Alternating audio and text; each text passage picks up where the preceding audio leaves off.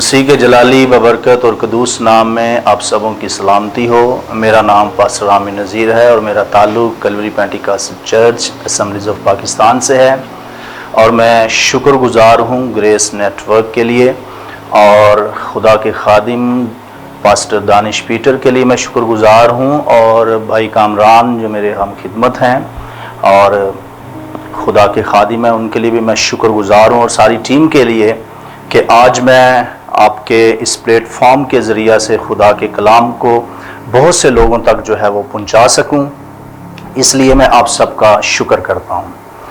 آج میں جس ٹاپک پر بات کرنا چاہتا ہوں وہ ہے مخالف مسیح اور خدا کی پہچان۔ جو لفظ ٹرم مخالف مسیح ہے، یہ یوحنا نے جو خداوند یسوع مسیح کا شاگرد تھا اس نے اس ٹرم کو استعمال کیا، مخالف مسیح۔ اور یوحنا کا خط اس کا دوسرا باب، پہلا یوحنا دوسرا باب، اس کی 18ویں آیت میں لکھا ہے، اے لڑکو یہ اخیر وقت ہے، اور جیسا تم نے سنا ہے کہ مخالف مسیح آنے والا ہے، اس کے موافق اب بھی بہت سے مخالف مسیح پیدا ہو گئے ہیں۔ اس سے ہم جانتے ہیں کہ یہ اخیر وقت ہے۔ تو یہاں پر مقدس یوحنا نے اپنے پہلے خط کے اندر مخالف مسیح کا ذکر کیا۔ بیسیکلی جو مخالف مسیح ہے یہ گریک ورڈ اینٹی خرسٹوس سے ہے۔ اینٹی مین انگینسٹ یا اپوزٹ، اپوز، اور خرسٹوس مطلب انوائنٹنگ ون یعنی مسیح۔ تو اینٹی خرسٹوس کا مطلب ہے انگینسٹ دا کرائسٹ، مسیح کے مخالف۔ تو وہ شخصیت جو مسیح کے مخالف ہے اس کو مخالف مسیح کا نام دیا جاتا ہے۔ تو یہاں پر مقدس یوحنا نے اس ٹرم سے ہمیں مخاطب کروایا، اور یہ پہلی صدی تھی۔ پہلی صدی کے اندر یہ خط خدا کے روح کی مدد سے، خدا کے الہام سے اس خط کو لکھا گیا، اور پہلی صدی کے اندر مقدس یوحنا ہمیں یہ بتاتا ہے کہ مخالف مسیح آنے والا ہے، بلکہ اب بھی بہت سے مخالف مسیح پیدا ہو گئے ہیں۔ تو پھر ایک بڑا کویسچن ہے، کیا مخالف مسیح ایک سنگل پرسن ہے؟ کیا مخالف مسیح ایک سنگل کنگ ہے؟ کیا مخالف مسیح ایک سنگل گورنمنٹ ہے؟ کیا مخالف مسیح میجورٹی ہے، میجورٹی آف دی پیپل ہے؟ مخالف مسیح کون ہے؟ تو آئیے آج کلام مقدس کی روشنی میں ہم سیکھتے ہیں۔ سب سے پہلے جو مخالف مسیح ہے وہ ڈائریکٹلی ابلیس کی طرف اشارہ کیا جاتا ہے، اور اس کے بعد اس کی تاثیریں، اس کے فرشتگان۔ تو ہمیں یہ سمجھ آتی ہے کہ اس کو بائبل مقدس کے اندر مختلف ٹائٹلز دیے گئے، جیسے کہ صبح کا ستارہ یسایہ کی کتاب اس کا 14واں باب اور اس کی 12ویں آیت کے مطابق۔ پھر اسے چھوٹا سینگ بھی کہا گیا دانیل کی کتاب اس کا 7واں باب اور اس کی 8ویں آیت کے مطابق، اور اسے گناہ کا شخص کہا گیا دوسرا تھسلونیکیوں اس کا 2واں باب اور 3 آیت کے مطابق۔ پھر اس کو مخالف مسیح کہا گیا پہلا یوحنا کا خط اس کا 2واں باب اور 18ویں آیت کے مطابق۔ پھر اسے حیوان بھی کہا گیا، بیسٹ بھی کہا گیا مکاشفہ کی کتاب اس کا 13واں باب اور اس کی 1 آیت کے مطابق۔ تو مختلف ٹائٹلز اس کو بائبل مقدس کے اندر دیے گئے ہیں۔ تو مخالف مسیح بیسیکلی ایک تاثیر، ایک اثر ہے جو ابلیس کی طرف سے ہے، اور وہ کسی بھی شخص کے اندر ہو سکتی ہے۔ جب لوگ جو ہے وہ مخالف مسیح پر سٹڈی کرنا شروع ہوئے، اور دانیل کی کتاب کے اندر بھی بہت سی نبوتیں موجود ہیں، بہت سی پروفیسیز موجود ہیں، اور وہاں پر بادشاہوں کا بھی ذکر ہے، وہ بادشاہ ایسا ہوگا، سینگوں کا ذکر ہے، تو لوگوں نے پھر جو ہے وہ آئیڈیاز لگانا شروع کیے کہ مکاشفہ کی کتاب سے پہلے پہلے یا ان خطوط سے پہلے پہلے کون سے ایسے بادشاہ گزرے ہیں جنہوں نے خدا کی مخالفت کی یا چرچ کی مخالفت کی. تو اس میں جو ہے وہ انطاکس ایپیفینیس کا نام بھی جو ہے وہ لیا جاتا ہے، جس نے ہیکل کے اندر سور کی قربانی گزرانی اور جس نے جو ہے وہ ہیکل کی بے حرمتی کی. تو میرے عزیزو، اس کو بھی جو ہے وہ مخالف مسیح کا ٹائٹل جو ہے وہ دیا گیا. یہاں پر میں ایک آرگومنٹ بھی رکھتا ہوں کہ جیوش ٹیمپل جو ہے وہ کرسچن چرچ نہیں ہے یا وہ کلیسیا نہیں ہے. تو یہاں پر مخالف مسیح جو ہے، اس بات کو بنیادی طور پر آپ سب سمجھیے گا، وہ شخصیت یا وہ تاثیر جو مسیح کے خلاف ہو اور چرچ کے خلاف ہو، اس کو ہم جو ہے وہ مخالف مسیح کہہ سکتے ہیں. ہاں، جیوش کے خلاف یا ٹیمپل کے خلاف بھی اگر کوئی ہے تو ہاں، وہ خدا کی عبادت کے خلاف ہے، اس کا کوئی جو ہے وہ انکار نہیں ہے. لیکن وہ چرچ کے خلاف ہے، یہ ایک آرگومنٹ ہے، وہ چرچ کے خلاف نہیں ہے. تو یہاں پر ایپیفینیس کا نام بھی جو ہے نا، انطاکس ایپیفینیس کا نام بھی لیا جاتا ہے. پھر بہت سے بادشاہ گزرے، جیسے نبوکت نظر گزرا ہے، جیسے جو ہے وہ اسکندر اعظم گزرا ہے، جیسے اور بھی رومی جو ہے وہ بادشاہ گزرے. تو کئی بادشاہوں کے نام لیے جاتے ہیں. تاریخ کے اندر بھی نیرو بادشاہ جو اس وقت جو ہے وہ موجود تھا اور جس نے کرسچینٹی کو بہت ڈیمیج کیا، اس کا نام بھی اسپیسیفک لیا جاتا ہے کہ وہ ایک شخص جو ہے وہ مخالف مسیح ہے. میں آپ تمام سننے والوں کے سامنے ایک کویسچن رکھتا ہوں کہ اگر ہم جو ہے وہ تاریخ کے اندر کچھ ایسے لوگ جنہوں نے کرسچینٹی کی مخالفت کی یا کوئی ایک بادشاہ جو مسیحیت کے خلاف تھا، اس کو ہم خاص طور پر کہہ دیں کہ یہ مخالف مسیح ہے، یہ اینٹی کرائسٹ ہے، اور ہم ایک پرسن کی طرف اشارہ کر دیں، تو جب وہ مر گیا تو پھر تو جو ہے وہ مخالفت ختم ہو جانی چاہیے. لیکن آج بھی 2024 کے اندر بھی ہمیں جو ہے وہ بہت سے لوگ خدا کی مخالفت کرتے ہوئے چرچ کے خلاف جو ہے وہ نظر آتے ہیں. تو میرے پوائنٹ آف ویو سے میں کسی ایک جو ہے وہ شخص کی طرف اشارہ نہیں کرتا کہ کوئی ایک پرسن، کوئی ایک کنگ یا کوئی ایک بادشاہ مخالف مسیح ہے، یا کوئی ایک پرسنالٹی یا ایک گروہ مخالف مسیح ہے، یا ایک کنگڈم، ایک گورنمنٹ مخالف مسیح ہے. یہاں پر مخالف مسیح ایک تاثیر ہے، ایک اثر ہے، اور وہ کسی بھی شخص کے اندر ہو سکتا ہے اور وہ مسیح کے خلاف اٹھ سکتا ہے، مسیح کی کلیسیا کے خلاف اٹھ سکتا ہے. میں آپ سب سننے والوں کو یہ بتا دوں کہ مخالف مسیح کا سب سے بڑا ایجنڈا، سب سے بڑا پلان، سب سے بڑا منصوبہ چرچ کو ڈیمیج کرنا ہے. He wants to damage the church. وہ چرچ کو جو ہے وہ ڈیمیج کرنا چاہتا ہے. اور لوگ جو ہے اب جو ہے کنفیوز ہیں. لوگ ایک ایسے جو ہے وہ بیسٹ کا انتظار کر رہے ہیں، یا شاید ایسے ایک دور کا انتظار کر رہے ہیں جہاں پر ایک ڈرونا سا شخص اور ہوریبل فیس اس کا ہوگا، لمبے لمبے اس کے دانت ہوں گے، سینگ ہوگا. لوگ ایسی ایک شخصیت کا انتظار کر رہے ہیں.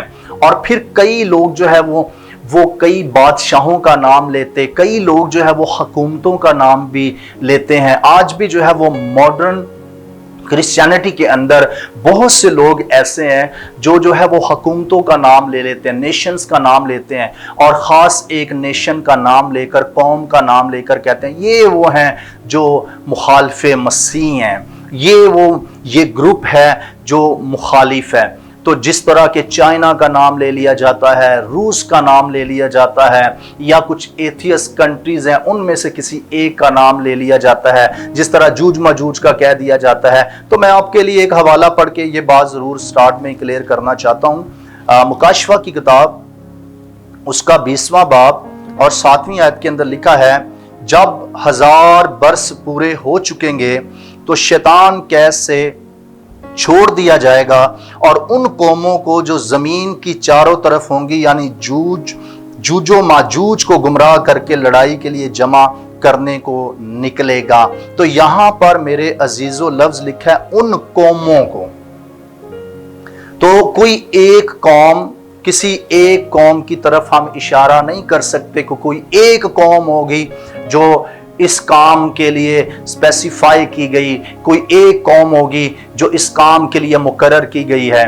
मेरे अजीजों कौम में तो अब जो है बहस इस जगह पे आ गई है, तो क्या एक शख्स मुखालिफ मसीह है या एक किंग मुखालिफ मसीह था या है, या एक कौम मुखालिफ मसीह थी या है? तो मेरे अजीजों मैं ये बता रहा हूं ये एक तासीर है जो किसी भी शख्स के अंदर हो सकती है। और लोग क्या कर रहे हैं, लोग इंतजार कर रहे हैं बैरूनी किसी ऐसी ताकत का या बैरूनी किसी ऐसे शख्स का जो उनको आकर नुकसान पहुंचाए या खुद आकर अपने मुंह से इस बात का इकरार करे कि मैं एंटी क्राइस्ट हूं। तो मेरे अजीजों ऐसा नहीं होगा, बल्कि यह है कि आप ही में से, चर्च ही में से और कलीसिया ही में से बहुत से लोग उठ खड़े होंगे जो मुखालिफे मसीह की उस तासीर के कंट्रोल में आ जाएंगे और वो चर्च को डैमेज करना शुरू हो जाएंगे, कलीसिया को नुकसान पहुंचाना शुरू हो जाएंगे। आइए मुखालिफे मसीह की तासीर को समझते हैं, उसके असर को समझते हैं कि उसका असर क्या है। सबसे पहले यसाया की किताब का मैंने हवाला दिया जो 14वें बाब की 12वीं आयत के अंदर आप देखें, वहां पे जो है वो लिखा है, यसाया की किताब उसका 14वां बाब और उसकी 12वीं आयत के अंदर, ऐ सुबह के रोशन सितारे तू क्यों कर आसमान पर से गिर पड़ा, ऐ कौमों को पस्त करने वाले तू क्यों कर जमीन पर पटका क्या। तू तो अपने दिल में कहता था मैं आसमान पर चढ़ जाऊंगा, मैं अपने तख्त को खुदा के सितारों से भी ऊंचा करूंगा। तो यहां पर जो शैतान की तासीर है वो है बड़ापन, मगरूर, गुरूर में आ जाना, तकब्बुर में आ जाना, प्राइड में आ जाना, प्राउड होना। तो मेरे अजीजों मुखालिफे मसीह की तासीर के अंदर बड़ापन है। जो दानियल का मैंने हवाला आपको दिया था, दानियल की किताब उसका 7वां बाब और 8वीं ऐसे अगर वहां से भी आप पढ़ना शुरू करें तो कलाम के अंदर इस कॉन्टेक्स्ट के अंदर भी ये लिखा है, बाइबल मुकद्दस के अंदर लिखा है, और इसके 10 सींग थे, मैंने उन सींगों पर गौर से नजर की और क्या देखता हूं कि उनके दरमियान से एक और छोटा सींग निकला जिसके आगे पहलू में 3 सींग जड़ से उखाड़े गए, और क्या देखता हूं कि उस सींग में इंसान की सी आंखें हैं और एक मुंह है जिससे घुमंड की बातें निकलती हैं। इंसान की सी आंखें हैं और मुंह है, यानी उसकी आंखें और मुंह क्या है, इंसान का सा, और घुमंड की बातें निकलती हैं। तो मेरे अजीजों अब जहां जहां पर भी जो है वो मुखालिफे मसीह की इस तासीर को पढ़ेंगे वहां पर आपको ये जरूर मिलेगा कि वो अपने आप को बड़ा बनाता है, वो घमंड की बातें करता है, वो अपना तख्त जो है वो खुदा के सितारों से ऊंचा बनाना चाहता था।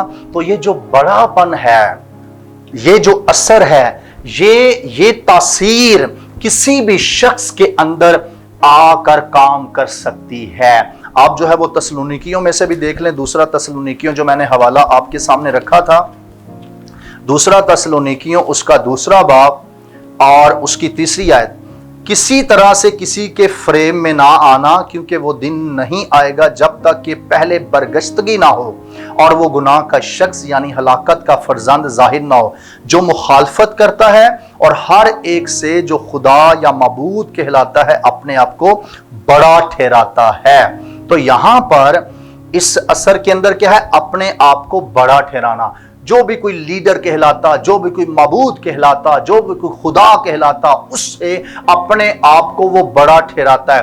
तो बड़ापन जो है ये किसकी तासीर है, मुखालिफे मसीह की तासीर है। मैं नहीं जानता आपने कभी जो है वो पैदाइश की किताब का जो है वो हवाला जब पहला इंसान गिरा वहां पर गौर किया होगा। आज मैं जो है वो आपके सामने जो है वो इसको पढ़ रहा हूं और आप गौर से जो है इस पैसेज को सुनिएगा। जब हवा को शैतान ने बहकाया तो उस वक्त शैतान ने ऐसी कौन सी बात कही कि हवा जो है इस बात के लिए एग्री हो गई। اور اس نے خدا کی مخالفت پر اپنے آپ کو آمادہ کر لیا۔